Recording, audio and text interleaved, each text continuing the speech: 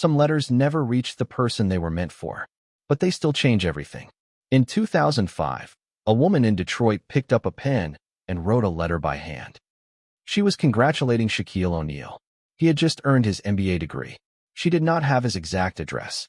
She only wrote, Shaquille O'Neal, Miami, Florida. Then she dropped it in the mailbox. She never got a reply. The letter disappeared, but the story did not. She wrote it down in her library journal. Just a small example. That learning is never too late. That even a giant still goes to school. 20 years later, that same journal showed up in a local newspaper. The article was about her library. It was going to close in 30 days. Budget cuts. Shaq read that article in Detroit. Alone. No one knew what he would do next. He walked into that library the next morning. And what he saw inside, he could not walk away from it. Could a letter that never arrived save a place that spent 30 years making sure no one got left behind? But before he walked through that door the night before, he was sitting in a very different room. Detroit, Renaissance Center. Floor 19. The clock on the wall read 6:43 p.m. Shaq sat at the head of a long conference table. 8 people in suits were set up around him. Laptops open. Charts on the screen. Numbers stacked on numbers. They were pitching him on a commercial real estate deal in the Midtown district. He listened. He asked the right questions. He nodded at the right times. But his mind was somewhere else. This was his life after 2011. No arenas. No cameras following him down the tunnel. Just quiet trips to cities he used to know when he had nothing. Detroit was one of those cities. He had driven through it that morning on the way from the airport. He saw the empty storefronts on Gresham Avenue. He saw the boarded windows on blocks that used to be full. He saw a man sleeping under a bus shelter at 8:14 a.m. His shoes were held together by electrical tape. Shaq didn't say anything about that to the men in suits. He just kept nodding and asking questions. By 8:17 p.m., the meeting was over. The suits packed up. The room went quiet. Shaq stayed in his chair and looked out at the city through the floor-to-ceiling glass. Detroit at night looks different from up high. It looks almost okay. His assistant, Calvin Reese, came back in and set something on the table. A single printed page. A newspaper article from something called the Detroit Free Ledger. There's a paragraph in there you should read, Calvin said. Then he stepped back and waited. Shaq picked up the page. The headline read, Lakeview Branch, 31 years, 30 days left. He read through it slowly. The article was about a public library in a neighborhood called Lakeview. The city had cut $118,000 from its annual budget. That was enough to shut it down. The branch had 30 days before the doors would close for good. Shaq kept reading. Then he found the paragraph Calvin was talking about. It was about the head librarian. Her name was Dorothy May Calloway. She had worked at that branch for 31 years. The reporter asked her what the library meant to her community. Dorothy didn't answer right away. She opened a journal she kept behind the front desk. She read a passage she had written in 2005. It said, Today I wrote a letter to Shaquille O'Neal to congratulate him on earning his MBA. I don't have his address. I sent it anyway. I want the children here to know something simple. Learning is never too late. Even the biggest man in the country is still in a classroom. Shaq read that paragraph twice. Then a third time. He put the page down. He looked at the ceiling. He didn't move for close to 4 minutes. Calvin stood quietly near the door. He had worked with Shaq long enough to know what that stillness meant. It meant something had landed. After a while, Shaq picked up his phone. He started to call Calvin. Then he stopped. He put the phone back down on the table. He knew exactly what would happen if he made that call. By morning there would be a team, a plan, a press release drafted and ready. Reporters outside the library by noon.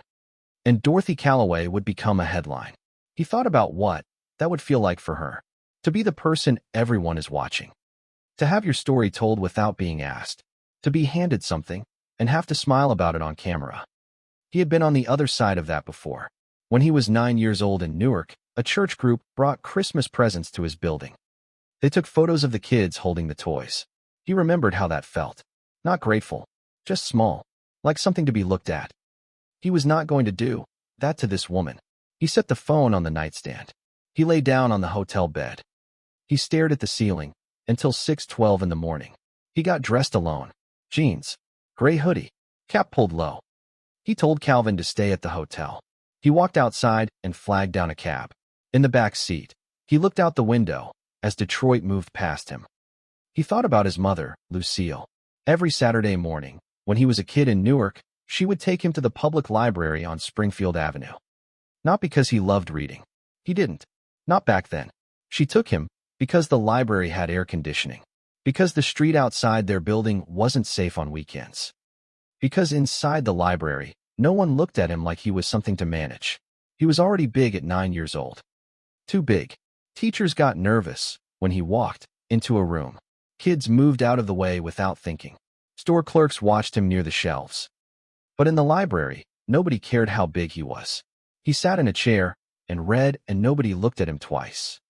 That was the first place in his life where he felt like just a person. Not a size. Not a problem to be solved. Just a kid with a book and somewhere to be. His mother would sit across the table from him with her own book. She never talked to him much during those Saturday mornings. She just sat there, present, like the most natural thing in the world was for the two of them to be in a library together. Like that was exactly where they were supposed to be. He thought about that the whole ride over. The cab pulled up at 7:49 a.m. Shaq looked at the building through the window. Single-story brick on the corner of Lakeview and Connor. The paint on the sign was faded. One of the letters in branch had come loose and tilted sideways. The parking lot had 4 spaces, and 2 of them had cracks running through the asphalt. A hand-painted sign in the window said the library opened at 8 a.m. It was 7:51. The door was already unlocked. He paid the driver and got out. He stood on the sidewalk for a moment. Then he walked to the door. The door frame was standard height. Shaq was not. He bent at the knees, ducked his head, and came through sideways. All 7 feet 1 inch of him folding itself through a door that wasn't built for him. He straightened up inside and stood still. There was a sound coming from the back of the room. A woman's voice, slow and clear and careful, reading out loud. He didn't move toward the front desk. He just stood near the entrance and listened. He could see them past the shelves. 7 older people sitting in a loose circle of folding chairs near the back windows.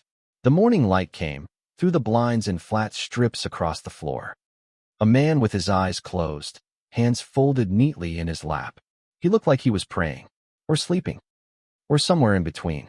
A woman in a yellow cardigan leaning forward, with both elbows on her knees. Her eyes were fixed on the reader like she was watching someone walk a tightrope. A man who had to be in his early 80s sat very straight in his chair, back rigid, chin lifted slightly. He nodded slowly to himself as each sentence landed, like he was agreeing with something he had known for a long time, but had never heard said out loud. And in the center of the circle, reading to them, was a woman in her late 60s. Small frame, gray hair pulled back tight and neat. Reading glasses on the end of her nose. She held the book flat in both hands. Her voice didn't perform. It didn't rise and fall for effect. It just moved through the words like she had read this passage before and still believed it. Shaq took 3 steps to his left and leaned against the wall near the entrance. The wall was narrow. He had to angle his shoulders just to fit. He bent his knees a little to drop his head below the fluorescent light fixture humming above him. He listened. After a minute, a phrase caught his attention. Then another. Then the title of a chapter. He knew this book. The woman was reading from The Loyalty Ladder, a book about building businesses that communities actually trusted. Not branding, not marketing. Real trust. The kind that takes years to grow because you keep showing up when it would have been easier not to. Shaq had read that book in 2007. In a 2008 magazine interview, a reporter asked him what one book had changed the way he thought about business after basketball. He said The Loyalty Ladder without hesitating. He said, "It taught me that loyalty isn't something you buy, it's something you build. One day at a time." He had no idea a librarian in Detroit had read that interview. He had no idea she had ordered the book for her branch after reading it. He had no idea she had been reading it out loud to a group of seniors every Wednesday morning. For 6 years. He stood there against the narrow wall and listened until she finished the chapter. There was a quiet when she stopped. Not awkward quiet, just the kind of silence that happens when something has landed right.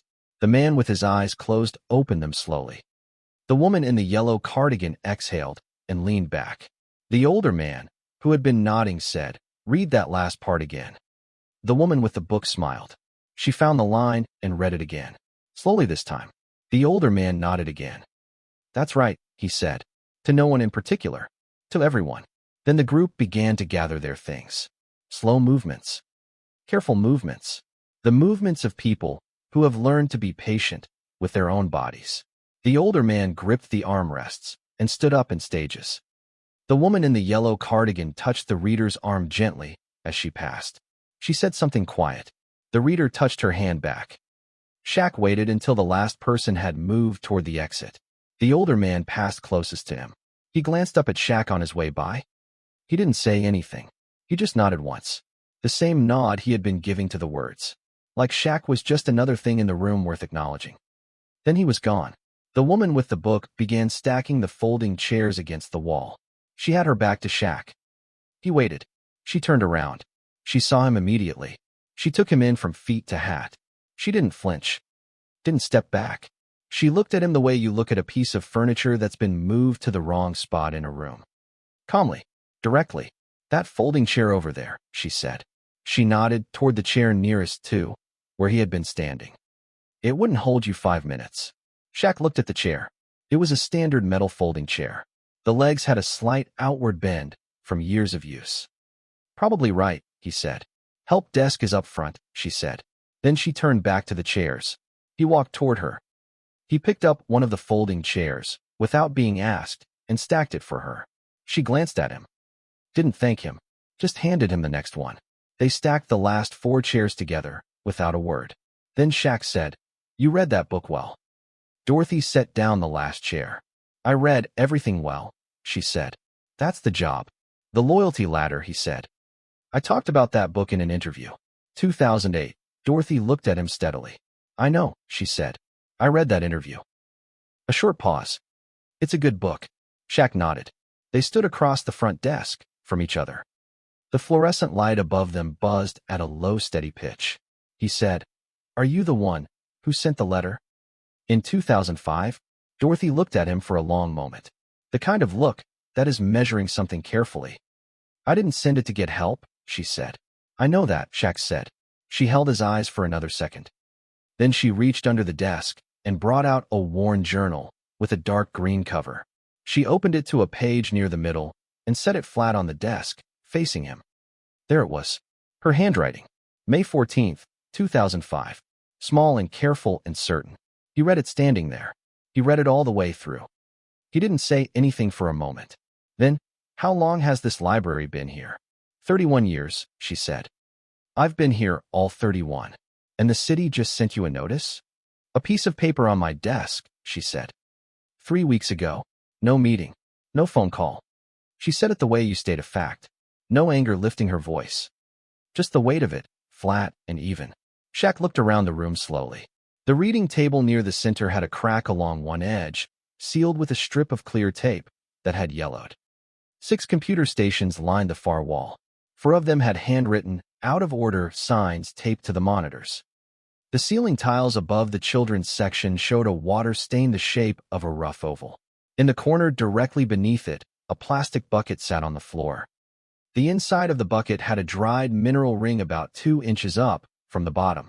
It had caught water before. More than once. In the children's section, 3 kids had arrived, while Shaq and Dorothy were talking. One of them, a boy about 10, had spread his homework across the table and was typing steadily on one of the working computers. Completely focused. Alone in his work. His backpack sat on the chair beside him. The zipper was broken. A thick rubber band held it shut. Shaq watched him for a moment. "How many kids come in here every morning?" he asked. "Between 12 and 17, Dorothy said. "Most of them don't have internet at home." She said it plainly. No pause for effect. It was just the situation. Just then the front door opened. A man in a gray suit walked in. Early 50s. Hair neatly combed. Clean shoes with a good shine. A leather briefcase in his left hand.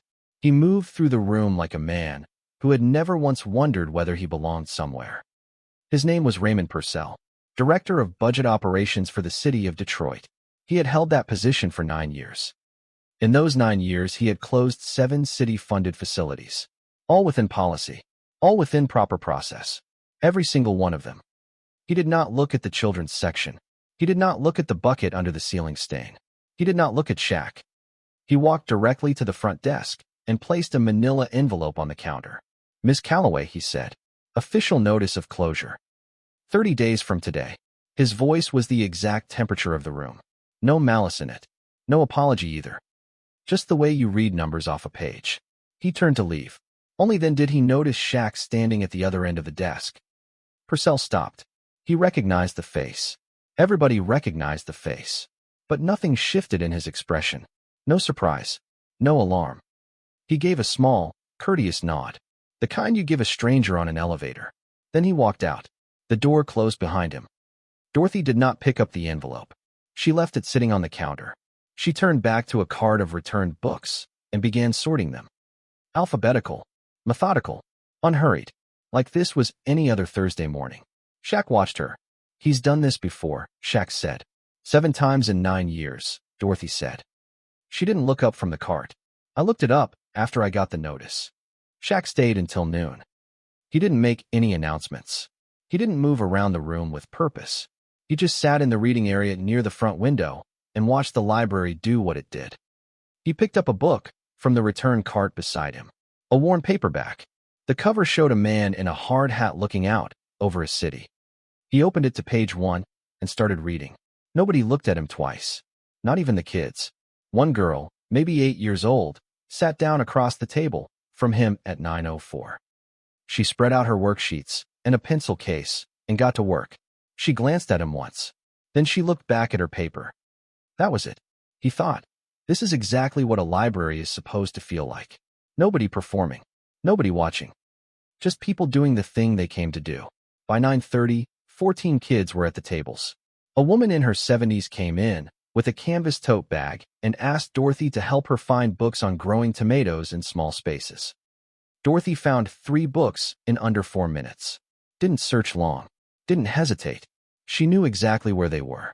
A man in his 40s came in and asked to use the printer. Dorothy told him the printer was out of toner. She looked genuinely embarrassed saying it. The man said it was fine, no problem at all.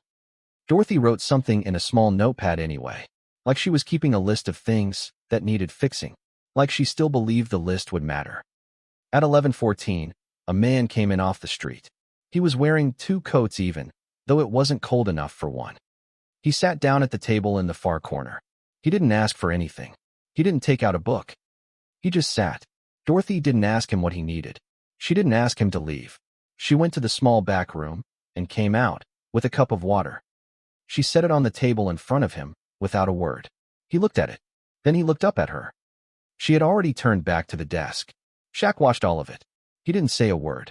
At 12:07, he stood up to go. He walked to the desk. "Thank you," he said.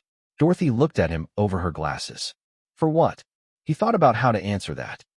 "My mother used to take me to a library on Saturdays," he said. "Newark. I was 9. He paused. "It was the only place I didn't feel like I was in the way." Dorothy looked at him. She didn't say anything. She didn't look away either. He walked to the door. He ducked through the frame. He was gone. Back at the hotel by 12:31 p.m. He called Calvin first. "Find me everything on that building," he said. "The property. Who owns it? What the city can legally do with it in 30 days. Then he called his attorney, Marcus Webb. "I want to know every legal way to keep a city-owned building open as a library," Shaq said. "Not buying. Operating." Marcus called back at 4:47 p.m. "Buying is off the table on this timeline," Marcus said. "City property goes to public auction. That's a minimum 6-month process." He paused. "But there's something called the Community Asset Transfer Ordinance." He explained it carefully. The city of Detroit had a provision that allowed an individual or a nonprofit to take over operation of a public asset. The transfer price was $1. The requirements were financial proof of capacity and a commitment to maintain the community function for at least 20 years. City Council had to approve it by vote. "How fast can we move?" Shaq asked. "File the application tomorrow morning," Marcus said. "I can request an emergency session. They'd need to vote by day 28. Who chairs the vote recommendation?" A short pause. Purcell. He chairs the budget committee. Shaq was quiet. File it, he said. He sat for a while after hanging up. He thought about Purcell. Not with anger. Just clearly. Purcell wasn't wrong, exactly. He was doing the thing institutions do. Protecting process. Following the rules as written. The rules said cut the budget. So he cut the budget. The rules said 30 days. So he gave 30 days. He probably went home that evening and felt nothing about it. That was the thing that got to Shaq most. Not cruelty. Just indifference dressed up as procedure. He thought about Dorothy sorting those books after Purcell left. Alphabetical. Steady. Like the notice on the counter wasn't even there. She had 31 years of showing up behind her. Purcell had a process. And the process was winning. He picked up the notepad and looked at the 12 names again. He looked at the article again. Not the part about Dorothy this time. The rest of it. The neighborhood section. Lakeview. Median household income $27,400. Unemployment at 19.3%. The library was the only public building on that stretch of Connor Avenue, still open every weekday. He looked at the list of local businesses mentioned in the article. Companies that had donated to community events in Lakeview over the past few years. He looked at their names. He thought about what each of them needed. Not charity need. Business need. The kind of need that comes from wanting a neighborhood to trust you. He picked up a pen and a notepad from the desk. He started writing names down. By 1:47 a.m., he had 12 names on the pad. Not charities. Not foundations. Businesses. The idea was simple. Each business would sponsor the library for 1 month per year. 12 companies. 12 months. An independent operating fund established outside the city budget. Enough to run the library for 10 years, without asking Purcell for a single thing. He laid it out on paper. Private sponsorship agreements between each company and a new operating entity for the library. Fully legal under Michigan contract law. No city approval needed for the private agreements themselves. The community asset transfer just needed council to say yes once. After that, the operating fund ran on its own. He looked at the 12 names again. Then he picked up his phone and made the first call at 1:52 a.m. The CEO of Lakeview Industrial Supply picked up on the third ring. He sounded like a man used to calls at strange hours. Shaq said his name. Then he said, "I want to talk to you about a library."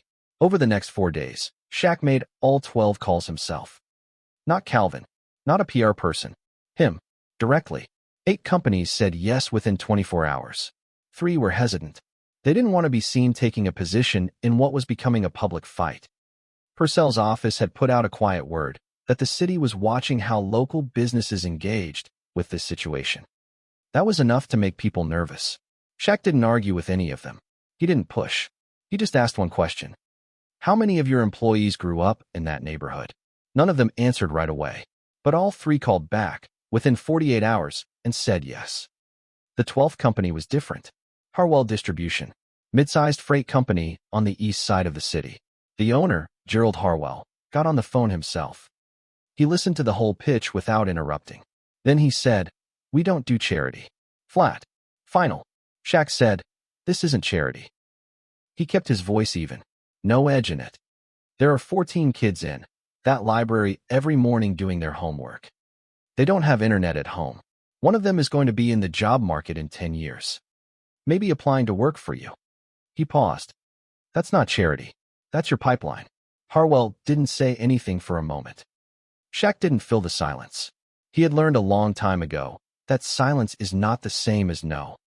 Sometimes it's a person doing math in their head, deciding something. "I'll think about it," Harwell said. 2 days later, Gerald Harwell called back. He didn't explain himself much. He just said, "We're in. Put us down for February." That was 12. All 12. Shaq put the notepad down. He looked at the ceiling for a moment. Then he called Marcus and said, "We're ready to file." "The city supports community investment," he said. "However, any private operating arrangement involving public assets must go through proper legal review. We cannot create exceptions for any individual, regardless of their public profile." 3 sentences. Polite, procedural, and completely accurate. A warning shot that left no fingerprints. Shaq read the statement on his phone at 9:18 p.m. He forwarded it to Marcus with one line. "Does this block us?" Marcus called back in 11 minutes. No, he said. The community asset transfer is already in city ordinance. He can slow the timeline. He cannot stop the vote, as long as you have 5 of 7 council members. Send me the 7 names, Shaq said.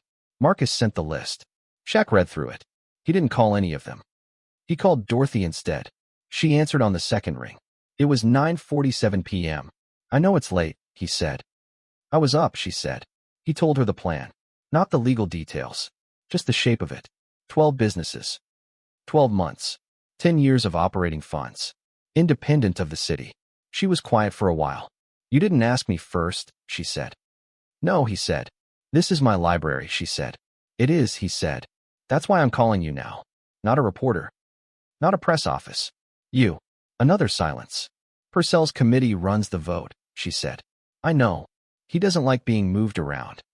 I know that too, Shaq said. Dorothy was quiet again. Then she said, there's a man who comes in every Wednesday morning. Ernest Webb, 81 years old. His wife passed away 2 years ago. He comes in because the house is too quiet now. He doesn't always check out a book. Sometimes he just sits in the reading section. For an hour. Sometimes 2. Then he goes home. She paused. If this place closes, Ernest doesn't have anywhere to go. Shaq didn't say anything. Don't lose that vote, Dorothy said. She hung up. Day 26. Council meeting. 10 a.m. Shaq did not go. He sent Marcus with the full application package. Sponsorship agreements from 11 of the 12 businesses. The operating fund structure. The 25-year commitment terms. And a letter. 3 paragraphs. Handwritten by Shaq himself the night before. Marcus read it aloud to the council chamber. It said, when I was 9 years old, my mother took me to a public library every Saturday morning in Newark, New Jersey. We didn't go because I loved to read. We went because it was the only place in our neighborhood where nobody treated me like a problem. I was already too big. I took up too much space just by existing. But in that library I was just a kid, with a book. Nobody watched me. Nobody moved out of the way. I was just a person. That library didn't change my life with one moment. It changed it by being open. Every week, year after year, someone kept the lights on. Someone kept showing up. I never knew who that person was. I never said thank you. But I'm here today because of what they chose to do. I am not asking this council to make an exception for a famous person. I am asking 7 people to vote yes for 14 children who are sitting in that library right now doing their homework on computers because they don't have internet at home. One of them is going to change something in this city someday. The library is where that starts. The room was quiet when Marcus finished reading. 7 council members sat around the table. Most of them had a printed copy of the application in front of them. Some had read it. Some hadn't. One of them was looking at the sponsorship list. 12 businesses. 12 months. Every name a recognizable Detroit company. Nobody said anything for a moment. Purcell sat at the end of the table. His expression was the same as it always was. Controlled. Unreadable. He had his objection ready. He had written it out on a note card that morning. Process. Precedent. Legal review timelines. All of it accurate. All of it reasonable. All of it designed to put the brakes on, without looking like the person applying the brakes. But before he could speak, a council member to his left raised her hand. Her name was Patricia Odom. She had represented the Lakeview district for 11 years. I grew up 4 blocks from that branch, she said. She didn't look at her notes when she said it. I did my college applications on one of their computers.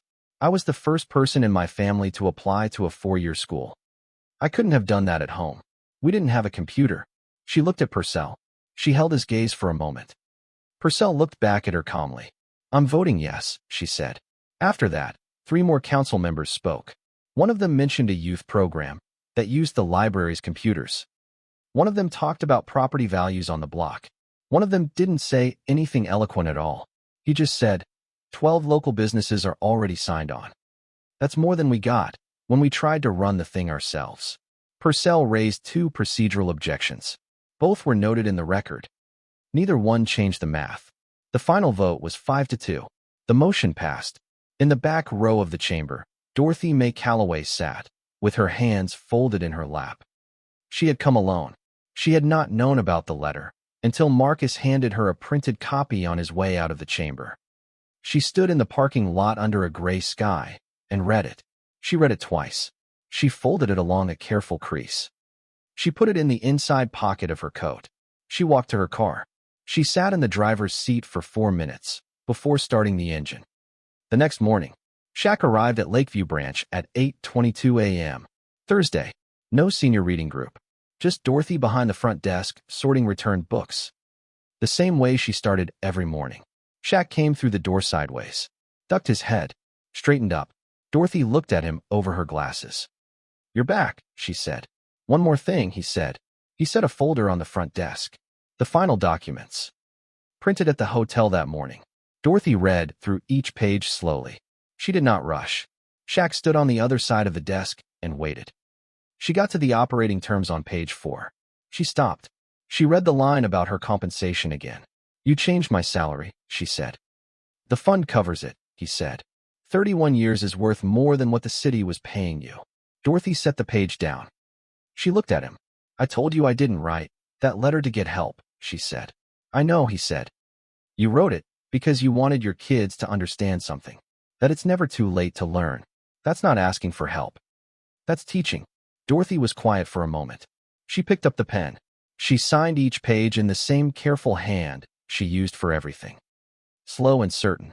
When she was done, she capped the pen and set it beside the folder. "Was the vote close?" she asked. 5-2, he said. She nodded slowly. "Purcell?" "No," Shaq said. She made a small sound. Not quite a laugh. Something older than a laugh. Shaq picked up the signed folder. He tucked it under his arm. Then he reached into the inside pocket of his jacket. He took out a plain white envelope. He set it on the desk. "This came with the file," he said. "Calvin found it in the mail archive from 2005. Dorothy looked at the envelope. She picked it up. The postmark was from Miami, Florida. The date stamp read November 2005. The return address on the back was in her own handwriting. Lakeview Branch Public Library, Detroit, Michigan. The seal on the front had never been broken. She turned it over. On the front, in that same careful hand. Shaquille O'Neal, Miami, Florida. She looked at it for a long time. She turned it in her hands once. Then she set it on the desk. She wasn't going to open it while he was standing there. He seemed to understand that. "Take care of that place," he said. He walked to the door. He ducked through the frame. And he was gone. Dorothy stood at the front desk. Outside on Connor Avenue, a city bus moved past slowly. The fluorescent light above the children's section buzzed the way it always had. She looked at the envelope. She opened it. 2 pages. Her handwriting. May 14th, 2005. "Dear Mr. O'Neal, I read that you earned your MBA this month. I am not certain this letter will reach you. I am sending it anyway. I keep a journal here at the library. I write down small things I think are worth remembering. Things worth saying out loud to the children who sit at these tables. Today I am writing this down. It is never too late to learn something new. Not for anyone. Not even for the biggest man in the country. Especially not for him. I hope you know what you gave to the people watching you finish that degree. You didn't just earn something for yourself. You gave a lot of people permission to keep going. That matters more than you may know.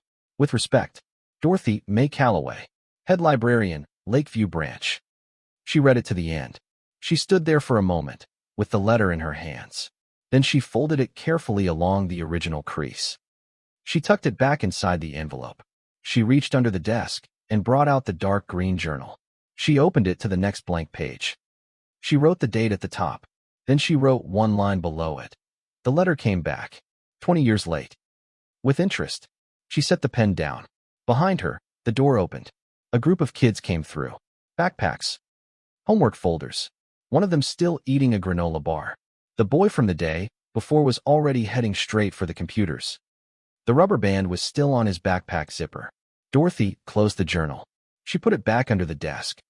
She straightened her glasses. She stood up a little taller. The morning light came through the front windows in long flat angles across the floor. The same light that came through every morning for 31 years. The same floors. The same shelves. The same faint smell of old paper and floor cleaner and something that had no name. Nothing looked different. Everything was different.